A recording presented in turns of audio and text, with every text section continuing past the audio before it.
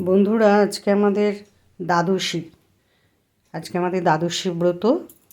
সকালে প্রভুকে বাল্যভোগ দিয়েছিলাম, গোবিন্দভোগ চালের ভাত আর সিদ্ধ ভাত, আর তার সাথে বেগুন ভাজা দিয়েছিলাম। ভিডিও করে তোমাদের দেখাতে পারিনি, কারণ আমার বর তখন অফিসে বেরোবে, খুব তাড়াহুড়ো। আর এই দুপুরবেলায় দ্বাদশীতে আমরা পুরো নিরামিষ খাই। আগের দিন, একাদশীর আগের দিন আর পরের দিন, দুদিনই আমরা নিরামিষ খেয়ে ব্রত পালন করি। আবার অবশ্য কালকে শিবরাত্রি আছে, সেই উদ্দেশ্যেও আমাদের ধরো আজকে সংযম হয়ে গেল একসাথে। এবার আমি দ্বাদশীতে এই যে আমার লাঞ্চ তোমাদের সাথে শেয়ার করছি। এই যে আমার ভাত, আর এই তোমার ডাল, এটা হচ্ছে তোমার কাঁচকলা আর আলু দিয়ে একটা মাখা মাখা তরকারি করেছি। আর এটা বিনস বেশি দিয়েছি, কুমড়ো, মিষ্টি আলু, আলু, একটুখানি আলু দিয়েছি।